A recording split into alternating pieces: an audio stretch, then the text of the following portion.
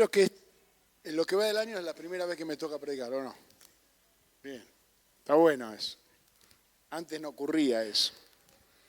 Pero bueno, este año estuvo ministrando Leo en la Santa Cena y Ezequiel la semana pasada. Pero en estos días yo estuve buscando la guía del Señor, también unas palabras para este año. Y más de una cosa tuve que tomar nota y preparar varios mensajes que durante el año voy a tratar de ir dando. Pero creo que este es muy importante. Mire, yo tengo de creyente, me entregué mi vida al Señor a los 9, más o menos, 9, 10 años. Así que tengo como 50 y pico de creyente. Y de pastor solamente este año voy a cumplir 38 años de pastor. Y he escuchado prédicas y enseñanza por todos lados, no solo en Argentina, sino en otros países y otros siervos de Dios que realmente yo sigo. Algunos no los sigo, sinceramente no me interesa, digamos, ciertas cosas que se está predicando en algunos lugares, pero ¿cómo me hubiera gustado? Este mensaje se llama ¿cómo me hubiera gustado que me hubieran enseñado esto? Rápido, enseguida. Usted sabe que nosotros, desde hace un tiempo atrás, tomamos de alguna manera como lema de la iglesia el pasaje de Lucas capítulo 1, versos 74 y 75, donde Zacarías, el padre de Juan el Bautista, profetiza. Y luego de haber estado 9 meses mudo, después de haber tenido ese encuentro con el ángel dentro del santuario, por su incredulidad él queda mudo. Y habiendo recibido el mensaje de que su esposa iba a quedar embarazada, iba a nacer el precursor, Juan el Bautista, el que iba a ser el que preparaba el camino para el Señor, y habiendo recibido él también revelación de que el Señor venía, o sea, él tuvo revelación de ambas cosas, de que su hijo iba a ser el precursor, pero también de que el Cristo, el Mesías que espera, la esperanza de Israel, venía en su tiempo, y venía aparte de su familia, porque en definitiva Jesús era primo de Juan el Bautista, tenían un parentesco. Queda mudo. Y después de quedar mudo por causa de su incredulidad, al nacer su hijo le piden que le ponga un nombre, y le querían poner el nombre del padre, le querían poner Zacarías también. Él pide una tablita y escribe ahí que su nombre será llamado Juan, porque es el nombre elegido por el ángel del Señor. Uno de los mensajes que voy a predicar este año es el verdadero significado de ser llamado. Y en la Biblia no aparece nombrado, aparece llamado. Y las veces que aparece la palabra llamado en la Biblia no es despertar la atención de alguien, sino ponerle nombre. Y nosotros utilizamos llamado en el sentido en el que lo usamos en el castellano ahora, que es agarrar el teléfono y llamar a alguien. Pero en la Biblia llamar a alguien es ponerle nombre. Y eso es lo que hemos pasado por alto durante mucho tiempo, pero no es el tema de hoy. ¿Y qué dice este pasaje de Lucas 1, 74, 75? Es el juramento que Dios le hace a Abraham. Si bien la Biblia, decía mi papá que le gustaba ese argumento, tiene como 800 o más promesas, esto, Lucas 1, 74 y 75, no es una promesa, es un juramento. Y como Dios no podía jurar por nadie, o sea, no encontró a nadie mayor que Él para hacer referencia de su juramento, dice en el libro de Hebreos que juró por sí mismo. Es decir, que lo que estaba en juego en este juramento es la santidad y la dignidad de Dios. Dios juró por sí mismo. Es decir, se comprometió absolutamente con este juramento, y este juramento consta de 7 cosas que están relacionadas con tu vida y con mi vida, que son el propósito perfecto de Dios para la vida de cada uno de nosotros. Porque Dios lo juró y le dijo a Abraham que librados de nuestros enemigos, sin temor, le serviríamos en santidad y en justicia delante de Él todos nuestros días. Son 7 cosas, no sé si aparece ahí. Dice, librados de nuestros enemigos. Nosotros entendemos el concepto de libertad. Y hemos hablado de esto también. Para ser librados, en primer lugar, tenemos que tener conciencia de cuáles son nuestros enemigos. El Señor no nos va a librar de nuestros amigos. Es decir, si nos hacemos amigos de nuestro desorden, de nuestra mala manera de vivir, si nos hacemos amigos del mundo, de eso no nos va a librar. Pero si nosotros buscamos en la guía del Señor quiénes son los enemigos de Dios y los tomamos como nuestros, pues entonces Él pondrá a todos esos enemigos por estrado bajo nuestros pies. Yo recuerdo que tuve un mentor durante muchos años, que fue un tío mío, y claro, heredé los amigos de él y los enemigos. O sea, había personas durante un tiempo que seguían reclamándome a mí cosas que yo no hice, cosas que había hecho mi mentor.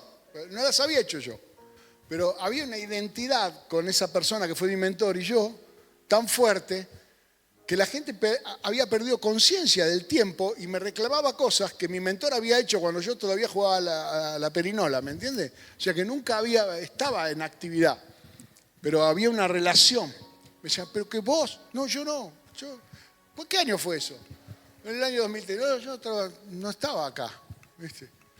Entonces, es importante que nosotros entendamos que cuando la Biblia habla de los hijos de Dios y habla de aquellos que están bajo el juramento hecho por Dios, debemos nosotros identificarnos. Un grave problema es observar todo esto como un espectador, observar la palabra de Dios como alguien que no está comprometido con lo que aquí dice. Esta es una batalla espiritual donde hay amigos y enemigos, que no la podés mirar por televisión.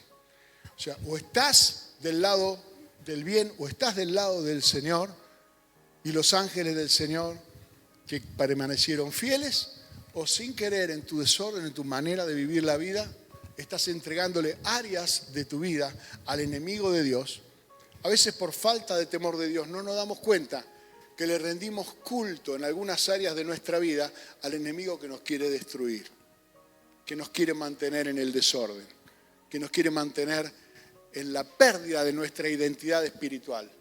Esa es una gran batalla. Satanás le preguntó muchas veces en la tentación a Jesús, ¿eres el Hijo de Dios? Si eres el Hijo de Dios, así, si eres el Hijo de Dios. Y cuando viene la tentación a nuestras vidas y cuando nosotros tenemos estas debilidades en nuestra vida, es nuevamente la misma batalla. ¿Eres un hijo de Dios o vas a sucumbir otra vez ante la misma tentación? ¿O vas a caer otra vez en el mismo desorden, en la misma conducta, la vana manera de vivir que heredaste de tus padres, de la cultura, de una escala de valores que nosotros rechazamos para aceptar la de Dios? Y que muchas veces el enemigo te la trae de vuelta para ver si puede desactivar esa relación con Dios que te hace muy fuerte.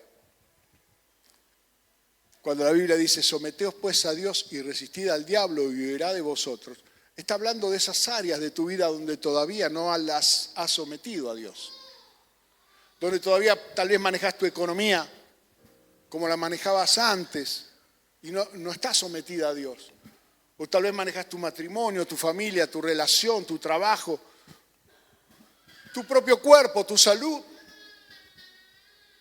No estás sometido a Dios, lo estás enviciando, lo estás maltratando. Y entonces en esas áreas es difícil resistir al enemigo. Entonces no podemos ser libres, aunque el juramento sea que somos libres y que es algo que por la fe en el Señor Jesucristo nosotros debemos someter a Dios y resistir al diablo. Y luego dice sin temor, y sin temor habla de una vida de fe, y ese es otro tema, porque la mayor cantidad de cosas que nosotros dejamos, que postergamos para el futuro, o que realmente no encaramos para resolver en nuestra vida, es porque tenemos temor de sufrir pérdidas. Pensamos que tal vez vamos a perder si hacemos esto, ¿no? ¿Qué pasa si yo me pongo las pilas y me pongo firme delante del Señor? ¿Qué va a pasar con mi relación aquí y allá? ¿Qué me van a decir mis compañeros de trabajo? ¿Qué me va a decir mi familia? Y sí, se van a levantar enemigos en tu contra. Pero Jesús dijo, en el mundo tendréis aflicción. Confía en mí que yo he vencido al mundo. O sea, enfrentá tus batallas. Y ustedes tal vez tienen problemas domésticos pequeños de todos los días, difíciles de resolver por temor, por no sentarse un día y decir, bueno, vamos a terminar con esta situación. Vamos a ponerla en la mano del Señor de verdad. Muchas veces ponerle la mano del Señor para algunos es, bueno, no me ocupo más. Y eso no significa ponerle la mano del Señor. Ponerle la mano del Señor es agarrarlo y entregárselo. Reconocer cuál es la situación y decirle, Señor, te entrego este tema, no me ocupo más, pero lo que tu palabra dice acerca de este tema, esa es la esperanza y la guía que yo voy a seguir. Juan capítulo 19, verso 30, y aquí entro fuertemente en tema. Porque dice, en el verso 75 dice santidad y justicia. Y voy a hablar de santidad más adelante, pero hoy quiero hablar de justicia. Y quiero hablar de la justicia bíblica, de la justicia de la palabra de Dios, porque tenemos un concepto de la justicia muy humano. Tenemos un concepto de lo que... Un día me dijo alguien, la justicia no tiene nada que ver con lo que está bien o lo que está mal. La justicia tiene que ver con lo que se puede y lo que no se puede hacer, con lo que es legítimo y lo que no es legítimo. Y yo digo, pero hay un concepto, esa es la justicia del hombre. La justicia de Dios no es así. La justicia de Dios expresa la voluntad de Dios, expresa lo que está bien y lo que está mal. Cuando Dios le entregó a los israelitas la ley expresaba cuáles eran los pensamientos de Dios acerca de cómo ellos podían ser una nación diferente y vivir una vida de victoria. Pero claro, a los israelitas les fue imposible cumplir con la ley. Todavía hasta el día de hoy ellos estudian la ley, la Torá, se preparan para aprenderla todo, perdiendo enormes horas y horas y horas en aprender lo que no van a cumplir. Un día Pedro simuló delante de unos enviados de Jacobo de Jerusalén que él estaba guardando la ley como un judío, y Pablo la agarró y le dijo, mirá Pedro, cara dura, hipócrita, si vos siendo judío como soy yo, los otros dos judíos, no pecadores entre los gentiles, vivimos como gentiles, ¿por qué simulás cumplir una ley que lo único que hace es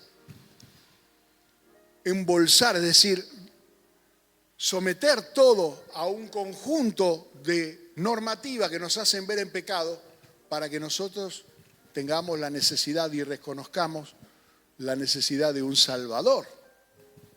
O sea, el propósito de la ley era encerrar todo bajo pecado para que los israelitas entiendan que necesitaban un Salvador, alguien que cargara con sus pecados y que consumara esa ley, la cumpliera por completo para que no pueda ser reclamada. Es como si yo de repente tengo un contrato de alquiler, no sé, por ejemplo acá, yo el contrato de alquiler de este lugar lo pagué por adelantado completamente.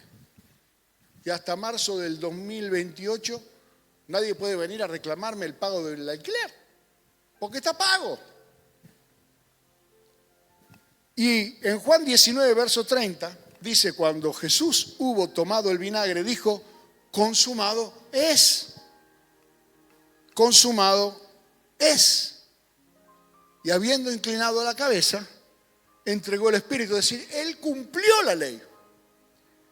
La cumplió por completo, así como la pagó por adelantado. Para nosotros que hemos nacido en este siglo, esa es la buena nueva que nosotros predicamos, que hemos sido perdonados por el sacrificio de Cristo en la cruz y que no lo podemos efectivizar a menos que yo lo crea y a menos que yo me apodere de ese sacrificio por la fe, pero yo ya fui perdonado. ¿Por qué tengo que vivir en pecado? ¿Por qué tengo que vivir en condenación? Si Cristo ya pagó el precio, consumado es. Está paga la deuda. Fui redimido. Estaba vendido por causa del pecado a la esclavitud de Satanás. Y él tenía potestad sobre mi vida y podía hacer lo que quería sobre mi vida, porque mi pecado me había vendido. Pero al haber Cristo consumado, derramando su sangre por mí y por usted también en la cruz, fuimos redimidos, fuimos rescatados, el precio fue pagado y somos libres. Completamente, gracias, completamente libres. Y el diablo perdió la potestad que tenía sobre nosotros. Es decir, el diablo perdió esa facultad que él tenía de poder reclamar a causa de nuestro pecado. No es que hoy aquel que vive en pecado, el diablo no le puede reclamar. Él sí puede reclamarle. Y no está equivocado. Él ejerce un derecho. El pecado le da derechos al diablo de intervenir en nuestras vidas. Aquello que nos hemos sometido a Dios no tiene fuerza para resistir al diablo. Vivir una vida desordenada, vivir una vida de espalda al Señor, no es gratis. No es una cuestión religiosa. Ay, ¿por qué Dios permite que ocurran estas cosas? Donde Dios no es llamado, donde Dios no es invitado, no participa. Y tal vez en tu vida, en tu familia, en tu trabajo y en varias cosas, el Señor no es bienvenido y no va a estar ahí. Porque Él no se impone. Él es Señor, pero Él obra por misericordia, por piedad. Cuando Jesús aparece a los discípulos después de haber resucitado, Mateo 28, verso 18, se acercó Jesús y les habló diciendo: toda potestad me es dada en los cielos y en la tierra. Amén. ¿Cuánta le quedó al diablo? ¿Y usted está viviendo esta realidad? ¿O todavía ve que el diablo tiene cierta potestad sobre su vida, sobre su familia, sobre su trabajo, sobre su finanza, sobre su cuerpo, sobre sus planes, sobre sus sueños? Hay un sentido de culpa que el enemigo utiliza para hacernos vulnerables, es decir, para dañar nuestra conciencia. Una conciencia sana, ¿de qué es consciente? Es consciente de que soy un hijo de Dios. Una conciencia sana me convence de pecado cuando hay un error, pero me da convicción a mi espíritu de que soy un hijo de Dios cuando estoy haciendo lo correcto. Una conciencia, ¿me entiendes? Es un conocimiento más allá de lo aprendido. Es algo que tenemos nosotros en nuestra genética espiritual. La conciencia, la verdadera armonía entre cómo Dios nos ve y cómo nosotros deberíamos vernos. Porque somos todo lo que Dios dice que somos. Y entonces deberíamos ser conscientes de eso. Cuando la conciencia se enferma, cuando la conciencia es mala, le da lugar a la culpa. Y la culpa es lo que provoca en nosotros la esclavitud. El diablo nos hace sentir inmerecedores, culpables, ajenos al derecho de ser hechos hijos de Dios. Y entonces no podemos ejercer nuestra potestad. A todos los que le recibieron y a los que creen en su nombre le dio potestad de ser hecho hijo de Dios. ¿Cuántos han leído esto en Juan? Pero si usted no ejerce esa potestad de ser hijo de Dios porque tiene culpa, tiene la potestad pero no la ejecuta. No puede resistir al enemigo si no tiene la autoridad del Hijo de Dios.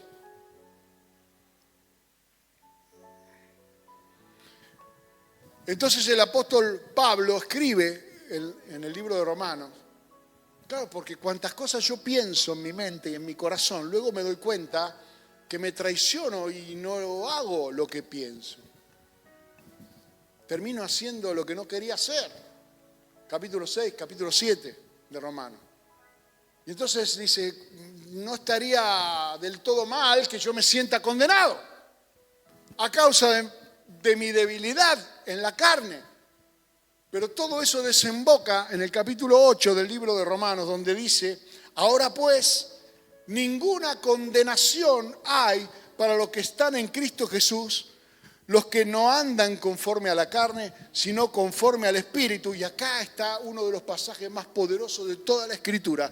Porque la ley del Espíritu de vida en Cristo Jesús me ha librado de la ley del pecado y de la muerte. Había un evangelista norteamericano que se llamaba George Lake. Él era voluntario en una epidemia.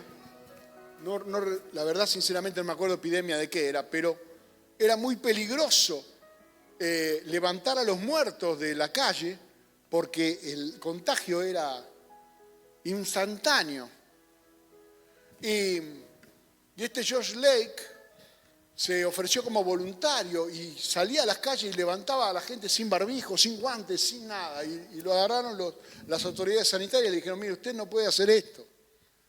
Y él dijo, pónganme la saliva aquí en la mano, con todos esos microorganismos y todas esas cosas a las que ustedes le temen. Y miren en el microscopio. Y él dijo, la ley del Espíritu de vida me ha librado de la ley del pecado y de la muerte. Y todo eso murió en su mano. Él lo había tomado, él había entendido que la ley del Espíritu de vida se aplicaba a su salud. ¿Sabe quién es el Espíritu de vida? Es Dios, es el Espíritu de vida. Es el que le da aliento. ¿Quién sopló sobre la nariz de Adán y lo hizo alma viviente? El Espíritu de vida. Cristo es, dice la Biblia, Espíritu vivificante. Es el que levantó, dice, si el Espíritu de aquel que levantó de los muertos a Jesús mora en ti, vivificará tu cuerpo mortal. ¿Entiende?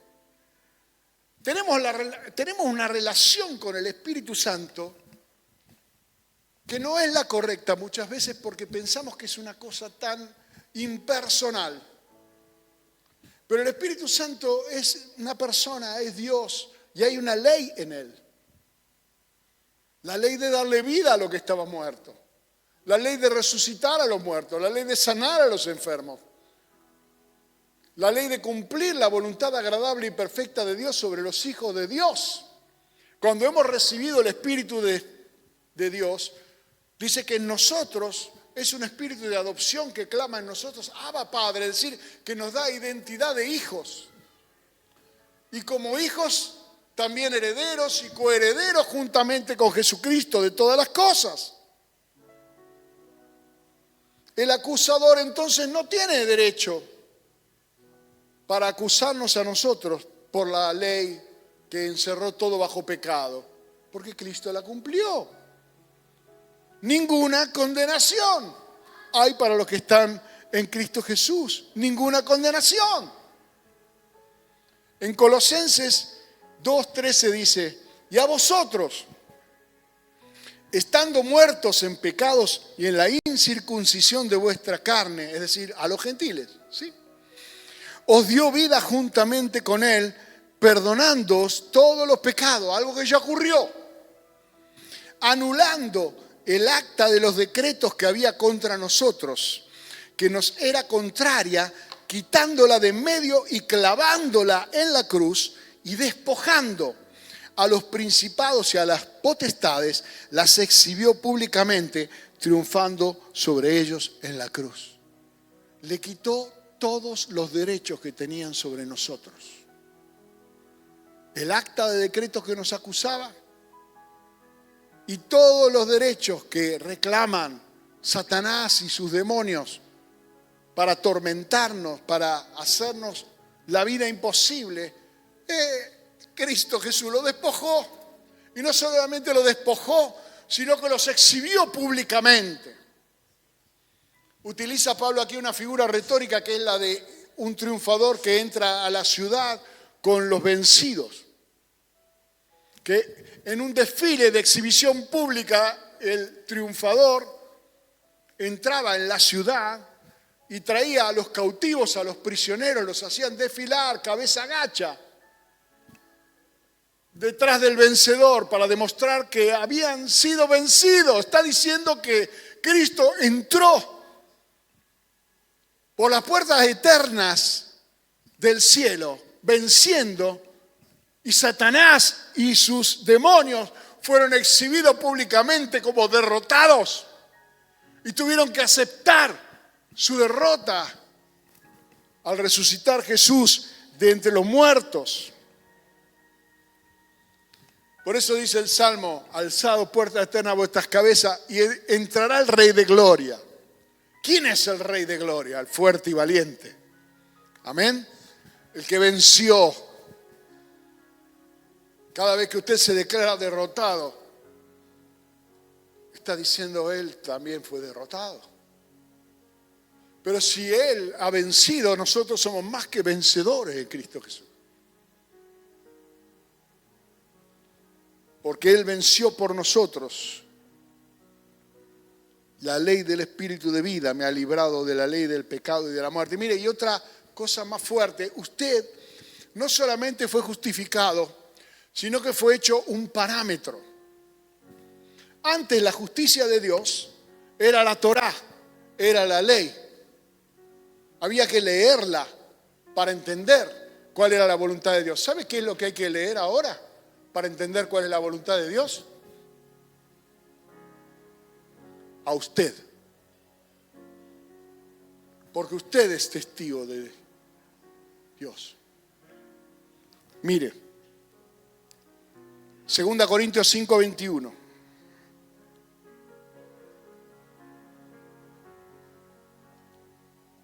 Al que no conoció pecado, por nosotros lo hizo pecado, para que nosotros fuésemos hechos justicia de Dios en él. La justicia de Dios somos nosotros.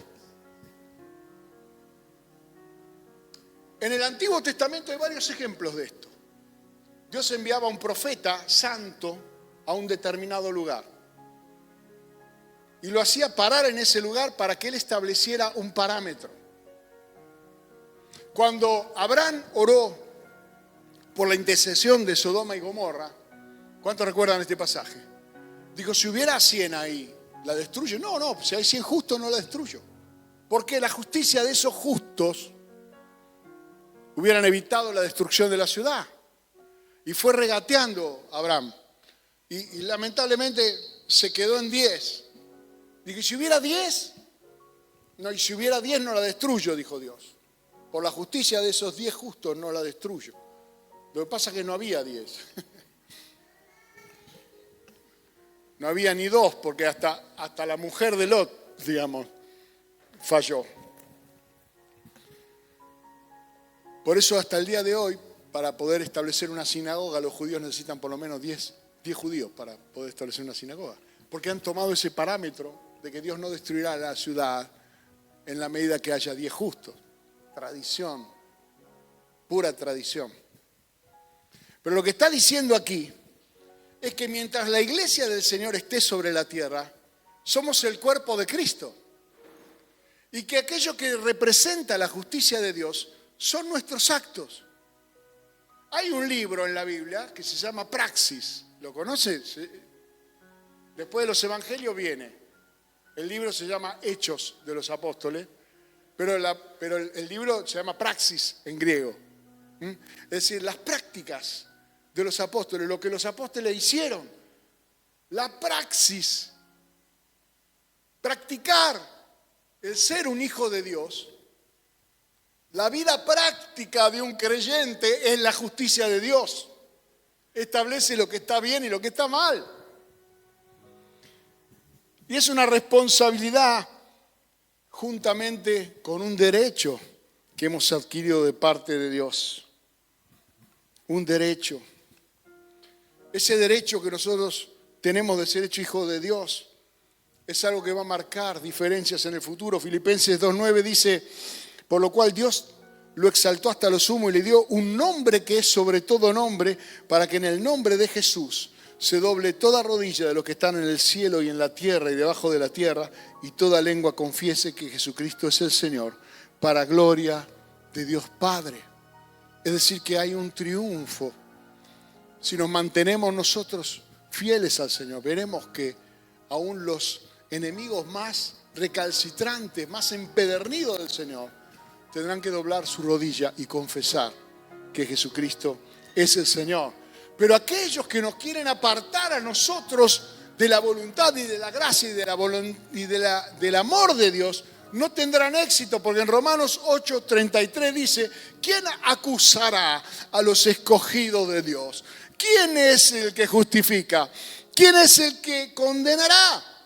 Cristo es el que murió, más aún el que también resucitó, el que además está a la diestra de Dios, el que también intercede por nosotros. Es decir que aún nosotros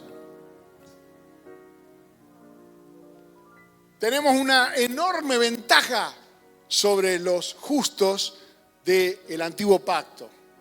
Porque el antiguo pacto era un pacto entre Dios y el pueblo, sin mediador. Pero este pacto que nosotros tenemos tiene un fiador, tiene un mediador, tiene un garante. No depende de nosotros, depende de si el garante es solvente. Y el garante es solvente. El garante es Jesús. Si yo no puedo cumplir, Él cumplió. En todo aquello donde yo fallo, Él es perfecto. Él es la garantía de que Dios cumplirá su parte, no por tus méritos, no por mis méritos, sino por los méritos del garante, del fiador, que es Cristo Jesús. Por eso, hermano, ¿quién nos condenará? Sométanse a Dios y resistan al diablo. Pastor, ore por mí. Voy a orar por vos, pero oro para que Dios te dé identidad de hijo.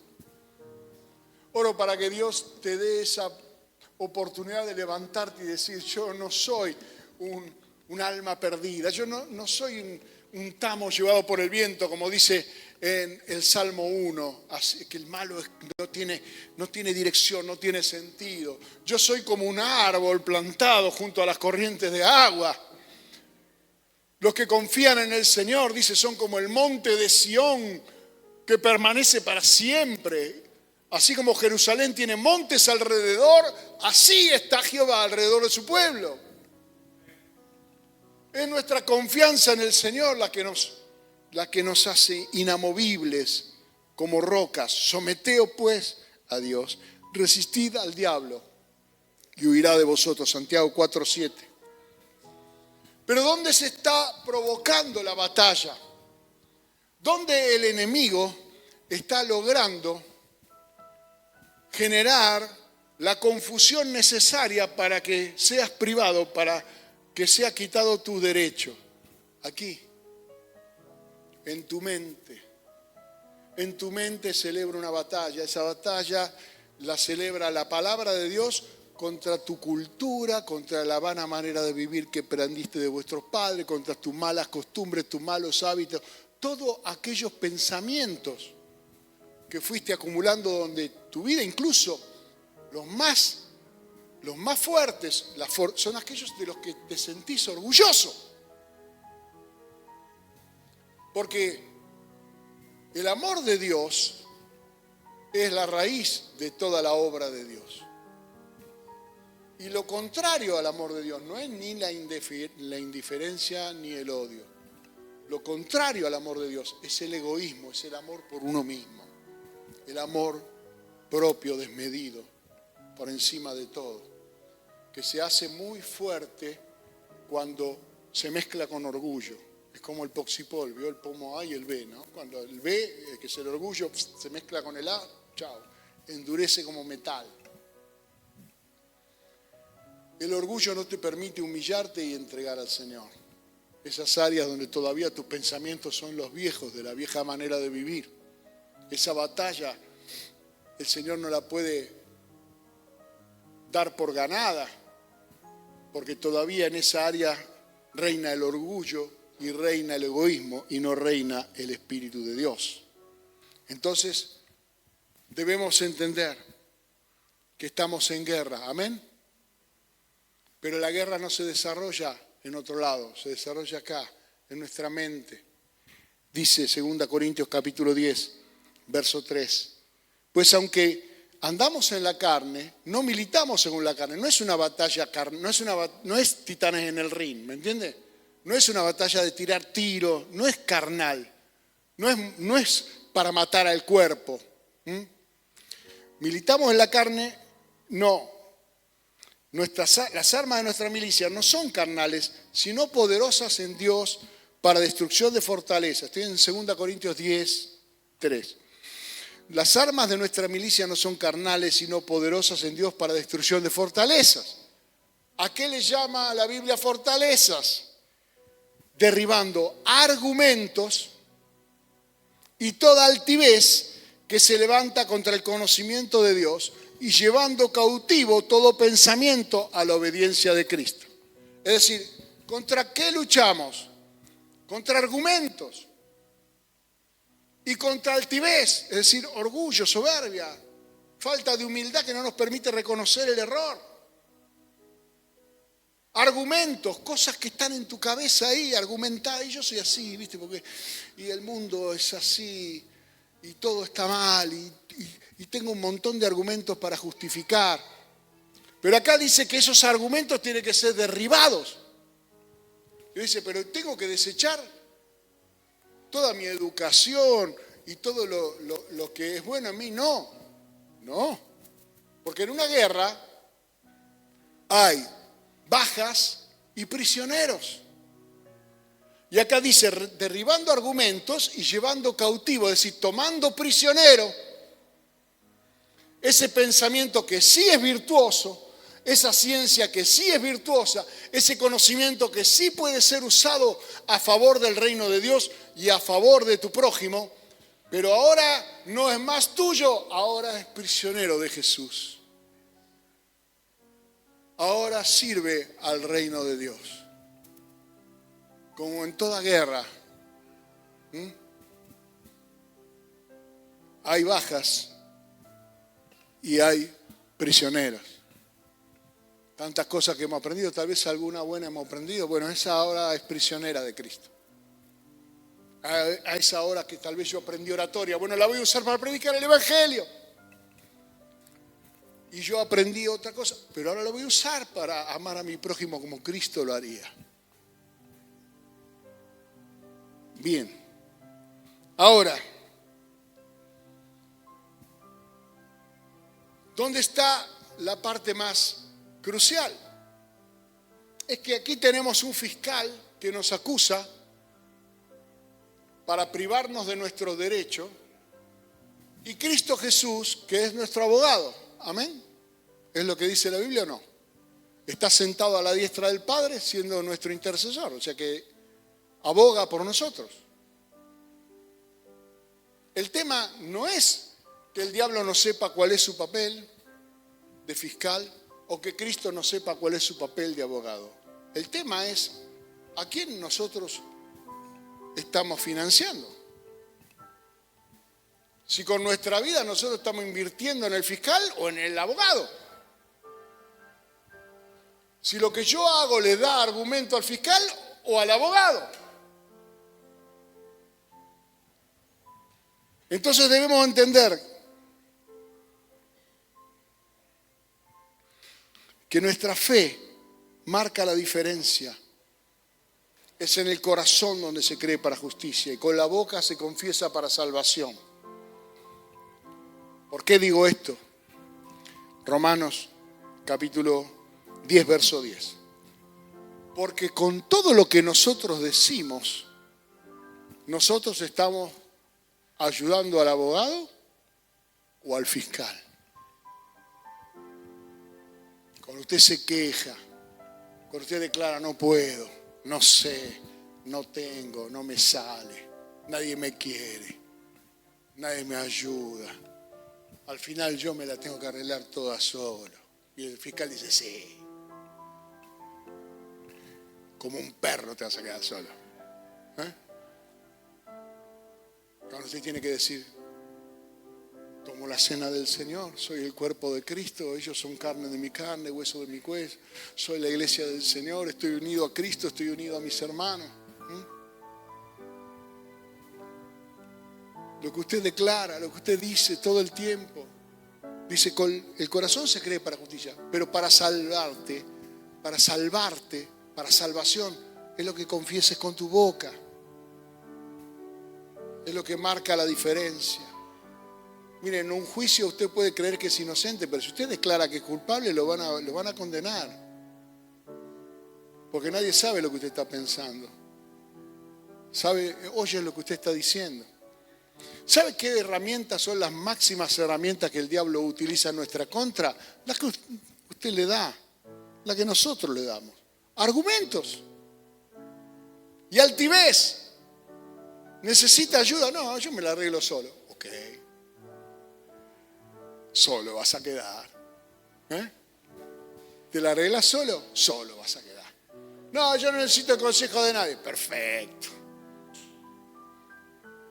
Muy bien, porque el consejo te salvaría.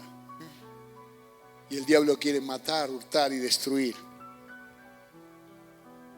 El salmista decía, creí, por lo tanto hablé, estando afligido en gran manera.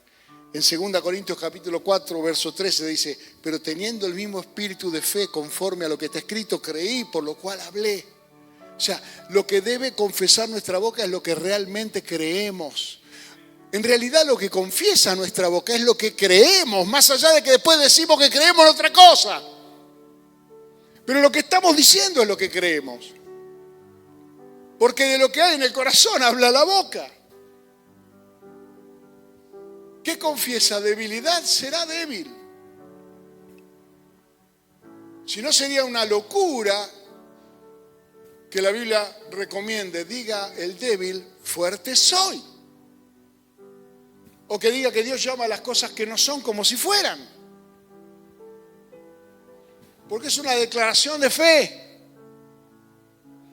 ¿Me comprende? Cuando Dios dijo sea la luz, ¿ya estaba la luz o vino después? Pues las cosas ocurren después de la palabra, no antes. Debe ser dicha la palabra, debe ser confesada la palabra, debe ser declarada la sanidad, debe ser declarada sobre esas áreas de nuestra vida donde todavía el Señor no gobierna. Señor, esta es tu casa. Señor, esta profesión es tuya. Esto es tuyo, Señor. Nunca me voy a olvidar un pastor que yo tuve, que nosotros lo estábamos cargando porque tenía un Renault 12, ¿no? Pastor Ciro, lo amo un montón, tiene como 80 y pico años. Y todos tenían en esa época ya Renault Laguna, eran otros autos que había. Y el Milton, que era el pastor del seminario, ya tenía un Laguna. Y Walter, que era el pastor de San Luis, ya tenía un Laguna. Y Chiro andaba con el Renault 12, ¿no? Y entonces dice, a mí no me preocupa porque el auto es del Señor. Y estábamos en la calle Salvador María del Carril, entre Bermúdez y Cervantes, que pasa el 107. Y estábamos charlando ahí, el auto del Señor, y de repente escuchamos ¡bum! Y vamos todos corriendo a la ventana. Y Ciro llega primero y dice, chocaron el auto del Señor. Se la pusieron al 12, se lo hicieron bolsa. Se compró un Laguna. Si no era que no podía. No era que no podía, era que no quería. Y Y nosotros le decíamos, pero no da buen testimonio que andes con esa porquería por la calle. Estaba todo hecho pelota. Vos vas a predicar y das una imagen de... Y no sos un cirujano, si vos tenés una casa hermosa, todo, nada, el auto es del Señor. Y al Señor dale lo mejor, hermano, si podés. Si podés, si no podés, no podés. Entonces, hermano, lo que declaramos, yo escucho a veces cuando me vienen a mí a pedir un consejo o algo, las cosas que me dicen. Yo, ¿cómo lo puedo ayudar a este con lo que me acaba de decir? Lo primero que tengo que hacer es renunciar a lo que acaba de decir. Lo que me acaba de confesar, eso el diablo dice, vamos todavía. Lo tengo totalmente sometido. ¿Por qué? Porque, ¿sabe qué pasa, pastor? Yo tengo, ¿ya tenés eso? ¿Es tuyo? ¿Te hiciste propietario de una enfermedad? Qué interesante. ¿Cómo está eso en tu patrimonio? No, ¿cómo es eso? No es lo que vos tenés. No lo tenés. Una hermana fue a predicar hace unos años atrás a una casa. Y en la casa estaba una niña con una pierna más corta que la otra. Después esto se hizo muy popular porque después, a partir de ahí, todos los evangelistas oran para que se le alarguen las piernas a la gente. Pero esto ocurrió, yo estoy hablando, yo era chico. Y fue esta hermanita a predicar el evangelio a una casa. Y entonces la madre dice, porque si Dios existiera, ¿qué es esto que tiene mi hija? ¿No? Y la nena tenía la pierna más corta. Y la hermana le dijo, ¿sabe lo que es eso? No, ¿qué es eso? Es la mentira del diablo, le dijo. ¿Cómo la mentira del diablo? Sí, es la mentira del diablo. En el nombre de Jesús yo voy a orar por ella. Y le emparejó las piernas. Como en el 2004, hace como 20 años, yo fui a ministrar a Chile. Y me trajeron una nena que tenía un problema grave de cadera y la pierna corta. Como era una reunión de varones, al final de la reunión venía la familia de los varones, pero no habían estado en la prédica ni nada. Entonces entró toda una multitud de gente que no había estado, porque era de varones. Igual la iglesia era enorme, Catedral de la Alabanza en Santiago de Chile. Entonces me dan la nena y hay una foto por ahí dando vuelta. Y yo no era de hacer esto, digamos, no es usted no me ha visto hacer esto alguna vez a mí, no soy de hacer esas cosas. Pero agarré la nena y oré en el nombre de Jesús y la nena se le pusieron las piernas del mismo largo. Y de repente escucho un grito como una explosión y veo atrás mío una mujer corriendo que sube a la plataforma de la iglesia en Santiago. Era la madre de la nena, que sin que yo hubiera orado por la nena, mientras la nena sanaba, la madre se sanó, tenía el mismo problema.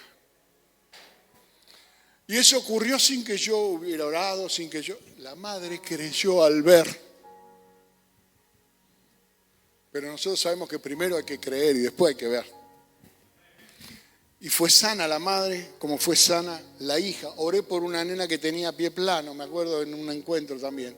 Y sentí en mis manos cómo se formaba el arco de su pie. Porque el diablo te ha mentido que la enfermedad es legal.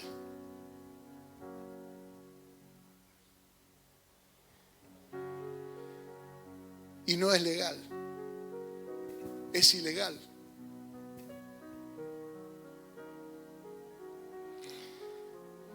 En primer lugar, vamos a transformar nuestra manera de hablar, amén.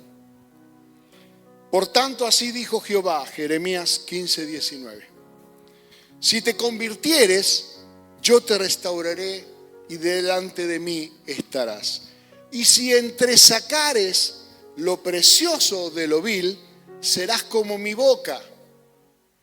Conviértanse ellos a ti y tú no te conviertas a ellos. No digas ni repitas lo que ellos dicen.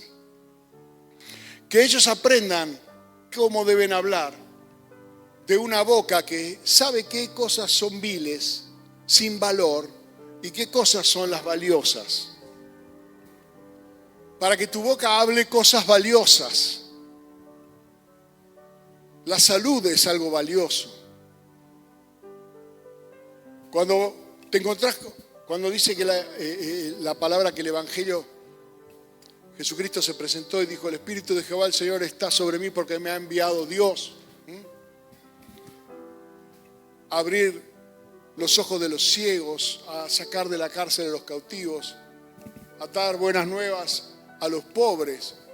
¿Cuál es la mejor noticia que se le puede dar a un pobre? Dejó de ser pobre.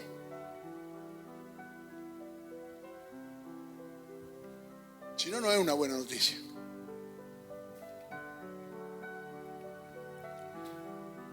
La pobreza es ilegal. No estoy hablando de la justicia humana, estoy hablando de la ley del espíritu de vida. ¿Me entiende? La ley del espíritu de vida dice esto. 2 Corintios 8:9. Porque ya conocéis la gracia de nuestro Señor Jesucristo, que por amor de vosotros se hizo pobre, siendo rico, para que vosotros con su pobreza fueseis enriquecidos. ¿Cree esto? Entonces la pobreza es ilegal. Porque es parte de lo que Cristo consumó en la cruz. La culpa es ilegal. Hay personas que viven atadas por la culpa. De repente a veces hay parejas que están solo unidos por la culpa. Se llevan mal. Pero tal vez hay un aborto en el pasado. Tal vez hay algo que los ata a una culpa. No les permite avanzar. Efesios dice: por gracia sois salvos por medio de la fe y no de vosotros, pues es un don de Dios. No es por obras para que nadie se gloríe, por tanto la culpa es ilegal. Porque no hay una obra que es la que determina nuestra salvación. La enfermedad, ¿qué opina usted de la enfermedad? En Isaías capítulo 53, verso 4 dice: ciertamente llevó Él nuestras enfermedades y sufrió nuestros dolores, y nosotros lo tuvimos por azotado, por herido de Dios y abatido, mas Él herido fue por nuestras rebeliones, molido por nuestros pecados, el castigo de nuestra paz fue sobre Él, y por su llaga fuimos nosotros curados. Si fuimos curados, la enfermedad es ilegal. Lucas capítulo 10, verso 19, para los que están luchando con una adicción, para los que están luchando contra un enemigo que pareciera que es un gigante. Dice: he aquí, yo os doy potestad de hollar serpientes y escorpiones y sobre toda fuerza del enemigo, y nada os dañará. La opresión es ilegal. No podés aceptar que el diablo te oprima y te atormente porque no es legal. Hay dos personajes, termino con esto, en la Biblia, a los cuales nos llama la atención que en nuestro espíritu nos generan cierta simpatía y antipatía. ¿Cuántos tienen simpatía por el hijo pródigo? Casi mi héroe. Y el otro al que me genera mucha simpatía a mí es el mayordomo infiel.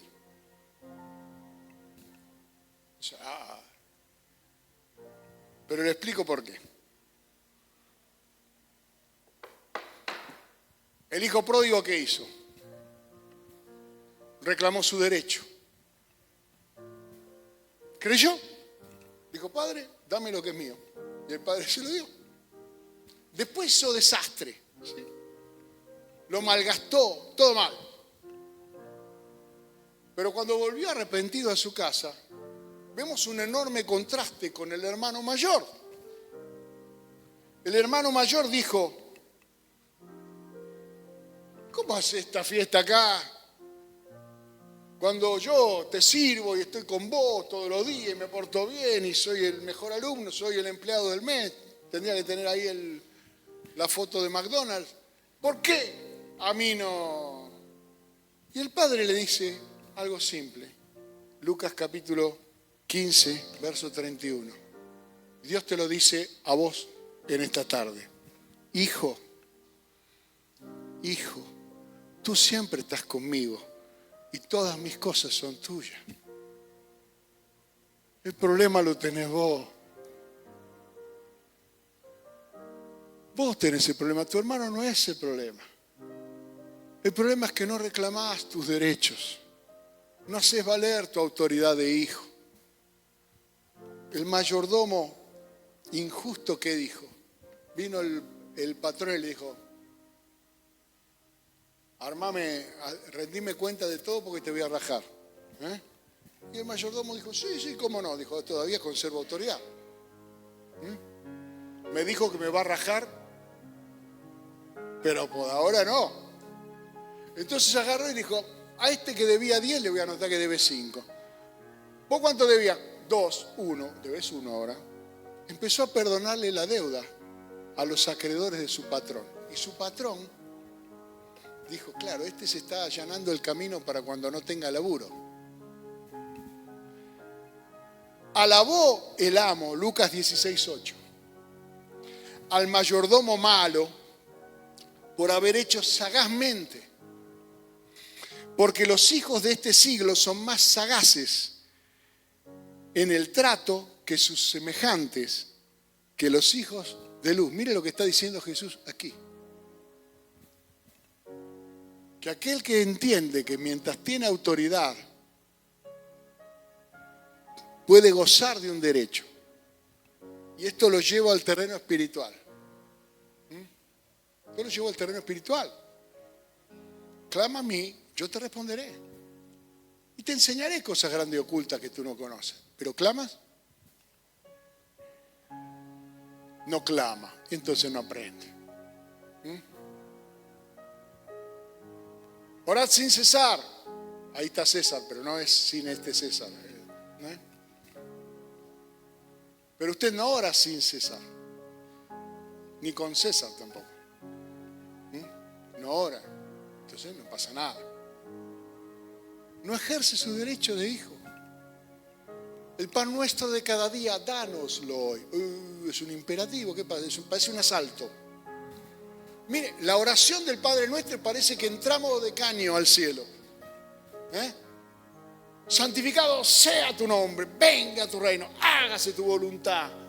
El pan nuestro, dánoslo hoy, perdónanos nuestros pecados, líbranos del mal. Esas son órdenes. ¿De dónde surge esta enseñanza de orar de esta manera? De ejercer tu derecho de hijo de Dios, de lo que está consumado por medio de Cristo. El hermano mayor despreció el derecho de primogenitura y el mayordomo infiel aprovechó su derecho de mayordomía mientras todavía le duraba. Es la razón por la que a mí me simpatizan estos dos personajes. Termino. Bienaventurados los que tienen hambre y sed de justicia, porque ellos serán saciados. Serán saciados. Bienaventurados los que tienen hambre y sed de justicia. Así que, ¿de qué manera debe encararse la ilegalidad? Cuando veo que hay una enfermedad, cuando veo que hay una injusticia, cuando veo que hay algo que no se sujeta a la ley del espíritu de vida, no simplemente hago una oración, sino que hago el clamor de alguien que tiene hambre y sed para ser saciado. Vamos a orar al Señor.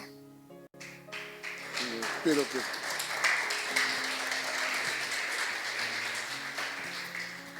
Aplaude la palabra, pero lo importante no es que le haya gustado la palabra. Lo importante es qué decisión va a tomar hoy. Venimos a la casa del Señor a tomar decisiones. ¿Va a vivir bajo el derecho del cielo o va a ser sometido a la justicia de la tierra, donde el enemigo de Dios gobierna. El mundo está bajo el maligno. Pero confiad, dijo el Señor, yo vencí al mundo. Padre, te damos gracias en el nombre de Jesús. Porque entendemos, Señor, que tú has hecho todo lo necesario para que como hijos podamos disfrutar de nuestra relación. Tú eres el Señor del cielo y de la tierra y de todas las cosas creadas. Y no hay nada que se escape a tu voluntad, pero tal vez nosotros hemos impedido que tu voluntad se ejerza sobre nuestro cuerpo, que tu voluntad se ejerza sobre nuestra familia, que tu voluntad se ejerza sobre nuestros hijos, sobre nuestras finanzas, sobre todo aquello que has puesto bajo nuestra mayordomía. Y tal vez somos mayordomos más infieles que ese mayordomo infiel. Porque seguimos declarando y reclamando derecho y justicia de otros cuando no hemos hecho valer la justicia del Espíritu de Dios en nosotros. Por eso en esta noche te pedimos perdón, Señor, porque tu palabra es clara. Tu palabra nos declara justicia de Dios en Cristo. Y yo quiero que ahora, mientras estemos orando, estés pensando en esas áreas que en tu mente todavía están en lucha, todavía están en batalla, como si realmente el enemigo tuviera algún derecho. Y que te rindas de una vez al Espíritu de Dios y le pidas al Espíritu de Dios: Señor, toma mi corazón y toma mi lengua también, porque con el corazón se cree para justicia y con la lengua para salvación. A veces es tan profundo lo que tenemos que declarar que nuestros propios idiomas no son suficientes y hablamos en nuevas lenguas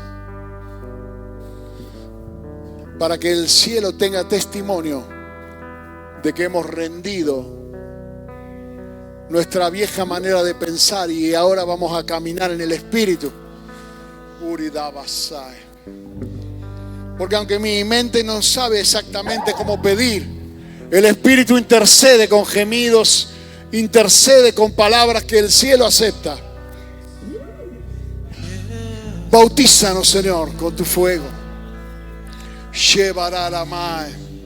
Oh Espíritu Santo, toma dominio y control, Padre, en el nombre de Jesús.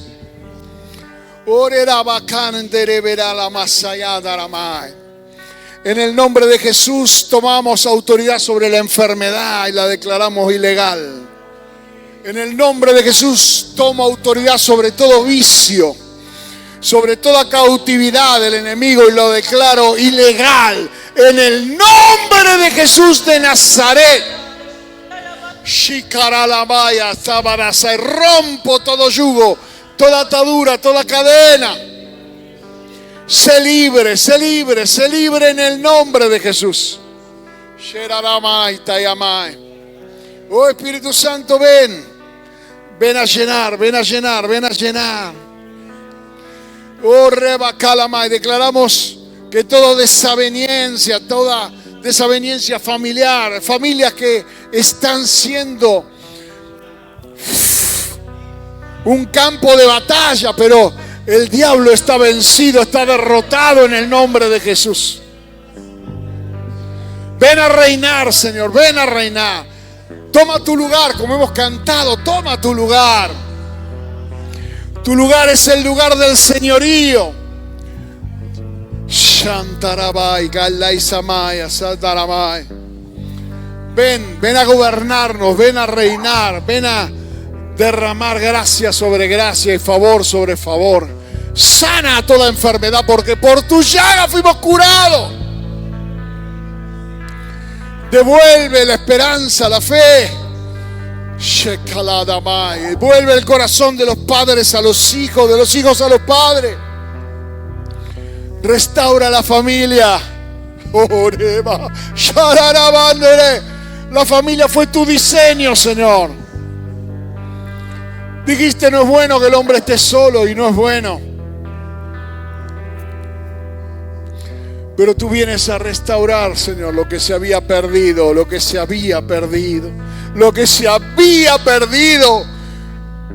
Se había perdido, pero ha sido rescatado, restaurado. Tú viniste a deshacer las obras del diablo. Adoremos al Señor. Vive para siempre.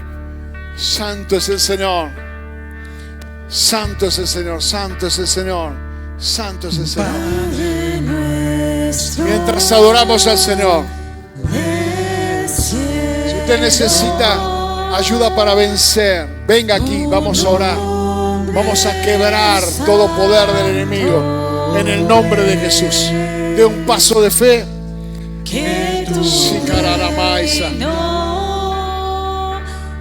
Sí, Padre, en el nombre de Jesús. Rompo toda cadera, Padre, en el nombre de Jesús.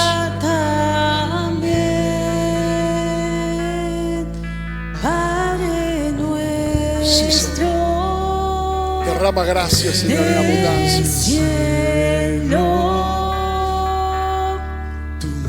Para aquellos que creen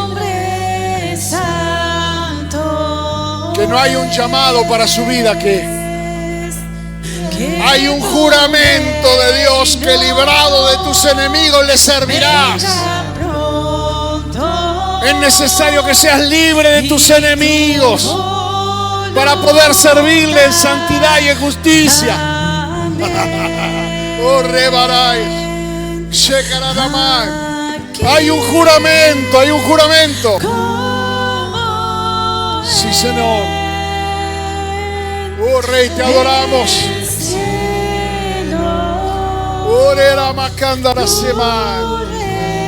Señor, toda batalla en la mente de mis hermanos, todo avance del enemigo, toda cabecera de playa, la rechazamos en el nombre de Jesús. Y llevamos cautivo todo pensamiento.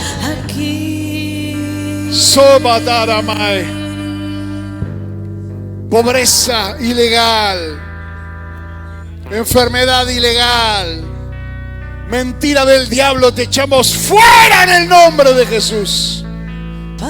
Y este será un año de la justicia de Dios, de la justicia de Dios, donde la ley del Espíritu de vida mostrará que ha sido libre de la ley del pecado y de la muerte.